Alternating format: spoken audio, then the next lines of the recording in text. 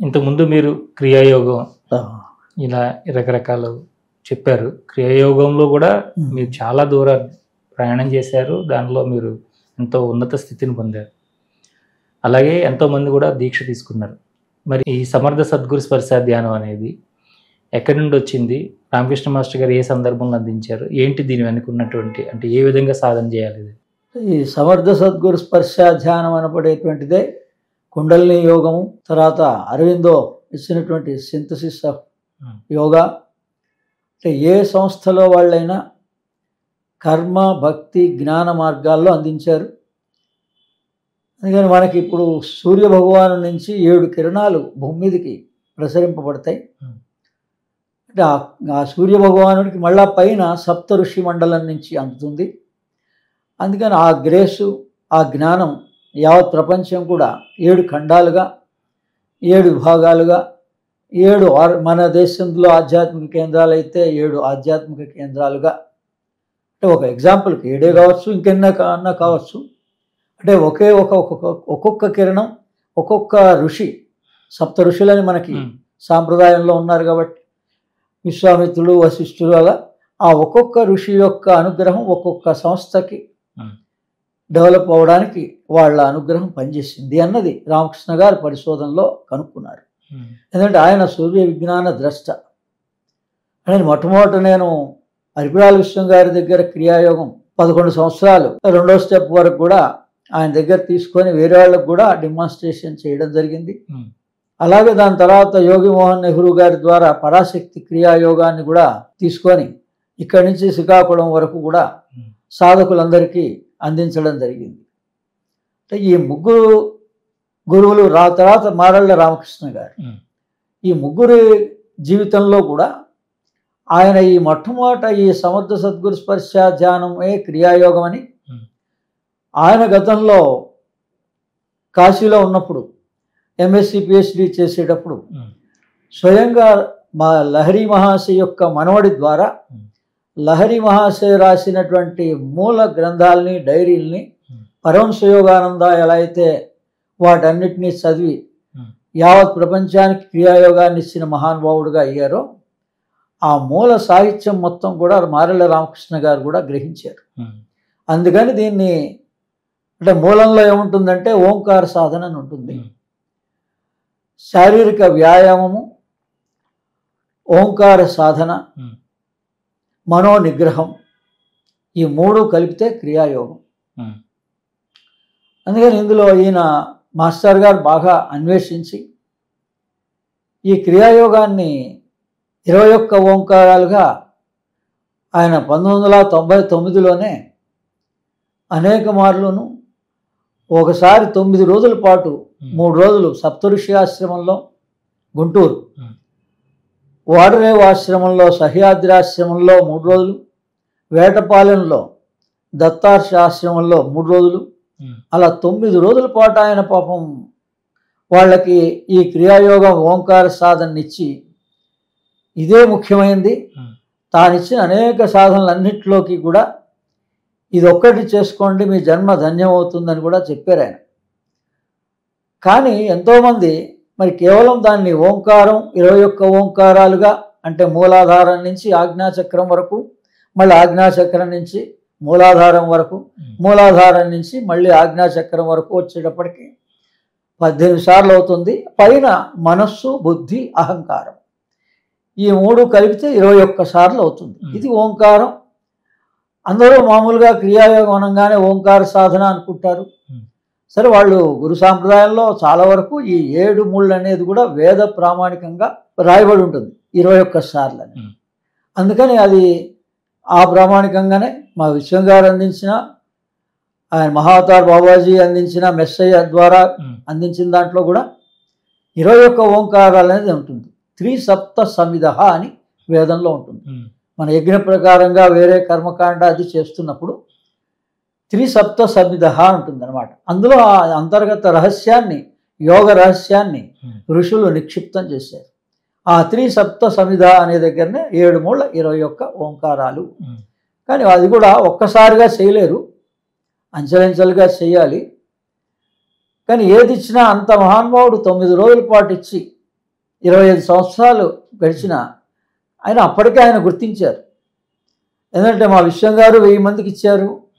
చివరికి 11 సంవత్సరాలు ఆయన ఎండింగ్ అయ్యేటప్పటికి 11 మంది మిగలలేదు.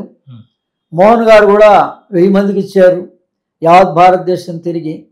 మరి నేను ఆయనతో లాస్ట్ వరకు ఉన్నప్పుడు కనీసం కొంతమంది అన్న గ్రూప్ ఆఫ్ పర్సన్స్గా మిగలలేదు.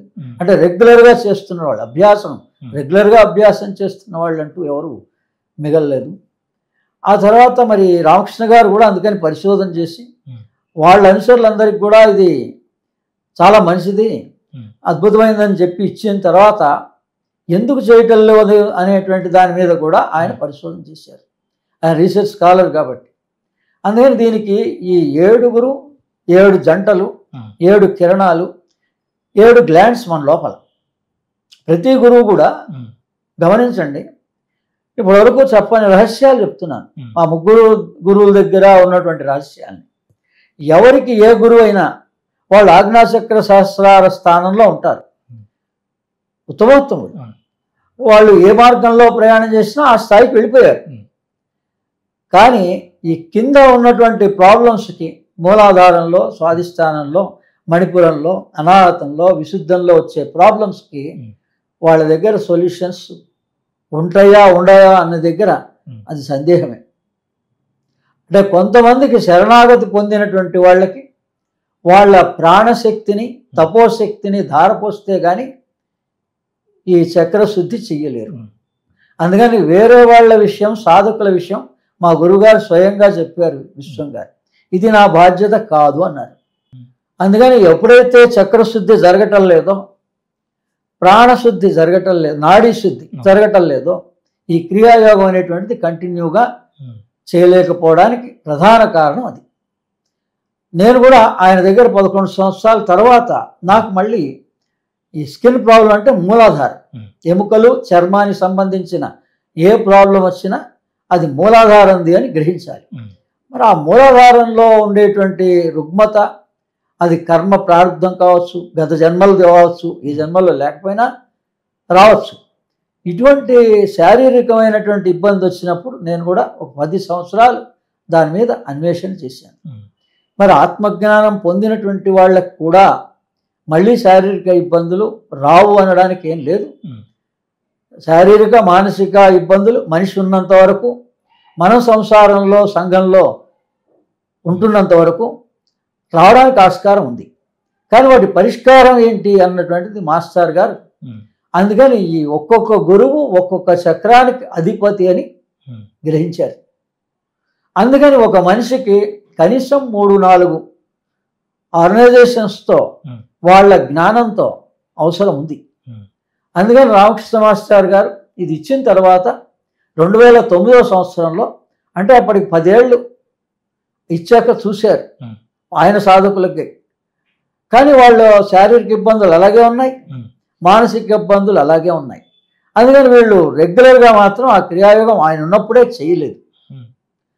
అందుకని దీనికి ఏంటి పరిష్కారం అని సత్రయాగం చేస్తున్నప్పుడు 2009వ సంవత్సరంలో ఓ అద్భుతమైనటువంటి మంత్రాలయంలో రాఘవేంద్ర స్వామి సమక్షంలో ఎవరూ చేయలేనటువంటి మొట్టమొదటి సత్రయాగాన్ని రామకృష్ణ మాస్టర్ గారు నిర్వహించారు. అక్కడికి ఈ అన్ని సంస్థల వాళ్ళని పిలిచారు. అంటే అరవిందో సొసైటీని, రామకృష్ణ పరమహంస వాళ్ళని, జిల్లెలిమూడి అమ్మ సంబంధించిన వాళ్ళని, రమణ మహర్షి కేంద్రం వాళ్ళని, ఇలా 7 జంటల్లో ఉన్నటువంటి 14 గురువులు, మాస్టర్ సివివి, మేడం లావెస్కి ఒక జంట, రామశర్మాచార్య, మాతా భగవతి శర్మ, అది వాళ్ళది ఎలాగో గాయత్రి పరివార్ ఉంది. కానీ ఇలా ఈ 7 జంటల్ని పిలిచి ఆయన బతిలాడి రిక్వెస్ట్ చేశారు సాధకులకి, మీరు తప్పనిసరిగా ఏ జంట ఇష్టమైనా, ఏ ఆర్గనైజేషన్ ఇష్టమైనా తప్పనిసరిగా మీరు ఇంకొక ఆర్గనైజేషన్లో వాళ్ళ సభ్యత్వం తీసుకొని ఒక సామాన్యుడిగా, ఒక సాధకుడిగా వెళ్ళి నేర్చుకోవాలి, వాళ్ళ దగ్గర ఉన్న విజ్ఞానాన్ని పొందాలి, దాని ద్వారా మీ శారీరకమైనటువంటి ఇబ్బందులు తొలుగుతాయి అని ఖచ్చితంగా చెప్పారు. ఏ గురువు అలా చెప్పరు. ఇప్పుడు మా దగ్గరకు వస్తే మీకు అన్ని పనులు అయిపోతాయి, అన్ని పరిష్కారం అయిపోతాయంటారు. కానీ ఆయన నిర్మోహమాటంగా ఉన్నది ఉన్నట్టుగా మొట్టమొదటిసారి బయటికి ఎక్స్పోజ్ చేసి చెప్పిన మహానుభావుడు మారెళ్ళ రామకృష్ణ గారు. అందుకని నేను విశ్వం గారు ఆయన సిద్ధి పొందిన తర్వాత ఆయన సూచించిన యోగిమోహన్ నెహ్రూ గారి దగ్గరికి వెళ్ళిన తర్వాత కూడా ఆయన అంతిమ దశలో రామకృష్ణ మాస్టర్ గారిని సూక్ష్మంగా ఆయన సమాధి దగ్గర ఆయనతో అనుబంధం ఏర్పరచుకోవడానికి కారణం అప్పటికి నాకు ఇంకా ఈ శారీరక ఇబ్బంది ఉంది. నేను కూడా అదే అన్వేషణలో అసలు దీనికి సమాధానం ఏంటి, మనం క్రియాయోగంలో ఉన్నాం, అమ్మవారి ఉపాసనలో ఉన్నాం, మరి అమ్మవారి సాక్షాత్కరిస్తూ ఉంటుంది. అప్పుడప్పుడు నవరాత్రుల్లో కానీ విశేషమైన ఉపాసన చేసినప్పుడు కానీ అలాగే బాబాజీ మహారాజు యొక్క అనుగ్రహం కూడా మనకి అందుతూ ఉంటుంది, స్వప్నంలో కావచ్చు ఇంకేదైనా. కానీ మళ్ళీ మన శారీరక ఇబ్బంది శారీరకంగానే ఉంది. దీనికి ఏంటి పరిష్కారం అని సూర్య విజ్ఞాన ద్రష్ట ఈయన పుస్తకం నాకు రహస్య విద్య అని మొట్టమొదటి ఒక పుస్తకం ద్వారా అందింది. అది ఎవరిది? మేడం లావెస్కి మాస్టర్ సివి వాళ్ళది, థియోసాఫికల్ సొసైటీ వాళ్ళ రహస్య విద్య పుస్తకం. చాలా అద్భుతంగా రాశారు మారెళ్ళ రామకృష్ణ గారు. ఆయనకు కూడా ఈ విజ్ఞానం ఎకిరాల కృష్ణమాచారి గారు గుంటూరులో ఒక సభ ఏర్పాటు చేసినప్పుడు ఆయన జన్మదినము మేడం లావెస్కి జన్మదినం ఒకటే రోజు. ఆ రోజున వాళ్ళ సభకి ఈయన మారెళ్ళ రామకృష్ణ గారు వెళ్ళి, ఏమంటే ఈ థియోసాఫికల్ నాలెడ్జ్ నాకు ఇంట్రెస్ట్గా ఉంది కానీ అర్థం కావట్లేదని చెప్పారు. అప్పుడు ఆయన ఎకిరాల కృష్ణమాచారి గారి అనుగ్రహంతో దాన్ని ఎలా చదవాలో 3 రోజుల్లో ఆయన చదివి దాన్ని మొట్టమొదట అర్థం చేసుకున్నారు. ఇంకా అక్కడి నుంచి ఆయన మొత్తం సాహిత్యాన్ని అంతా కాసి వడపోసారు. ఆయన మళ్ళీ సావిత్రి పుస్తకాలని, మళ్ళీ ఈ మేడం లావెస్కి పుస్తకాలని, అన్ని సంస్థల పుస్తకాలని మారెళ్ళ రామకృష్ణ గారు రాశారు. మనకి ఆయన ఉపకారం చేశారు. ఆయన అందించేటువంటి ఈ పుస్తకాలన్నీ కూడా మనకి ఈ కాంటాక్ట్ నంబరు శ్రీనివాసరెడ్డి అనేటువంటి అతను ఒక్కళ్ళు మీకు ఇంటి వరకు కూడా కొరియర్ సర్వీస్లో అందిస్తారు. ఆయన కాంటాక్ట్ నంబర్ ఒకటి చదువుతాను, మళ్ళీ తర్వాత వాళ్ళు కూడా డిస్ప్లే చేస్తారు. 9959200344 9959200344 ఈ నంబర్ ఒక్కటి దొరికితే మీ అదృష్టం. భగవంతుడు ఎక్కడున్నాడంటే యూట్యూబ్లో ఉన్నాడు. యావత్ ప్రపంచంలో మానవాళ్ళందరికీ అందించడానికి ఎప్పుడైతే ర్యాకెట్ టెక్నాలజీ అనేటువంటిది ఆవిర్భవించిందో దాన్నే కుండలిని యోగం అంటారండి. అందుకని మనం అనుకుంటున్నాం కేవలం మనకే ఈ కుండలిని జాగృత అని తెలుసు, వేరే వాళ్ళకి ప్రపంచానికి తెలియదని. సప్త ఋషులు కూడా వేరే వేరే మార్గాల్లో ఒక జ్వాలాకుల్ మహర్షిలాగా ఆయన యావత్ ప్రపంచానికి మేడం లావెస్కి ద్వారా ఈ రహస్య విద్యని సీక్రెట్ డాక్టిన్స్ అనేటువంటి దాన్ని ఎప్పుడో అందించేశారు. అప్పటి నుంచే ఈ పరిశోధన మాస్టర్ గారు ఒక రహస్యం చెప్పారు, ఋషి అన్నా సైంటిస్ట్ అన్నా ఒక్కటే. మనం ఎప్పుడు కూడా సైన్స్ని ఆదరించాలి. మరి సైన్స్ అండ్ టెక్నాలజీ, ఈ సైన్స్ అండ్ టెక్నాలజీని మనం ఆ ఆధ్యాత్మికాన్ని కూడా ఆ విధంగా మనం తీసుకోవడానికి ప్రయత్నం చేయాలి. అందుకని వాళ్ళకి అందరికీ సైంటిస్టులకు కూడా ఆ యొక్క ఋషుల యొక్క, హిమాలయన్ మాస్టర్స్ యొక్క, మహావతార్ బాబాజీ యొక్క అనుగ్రహం ఉంటుంది. అందుకని వాళ్ళు అన్వేషణ చేస్తున్నారు.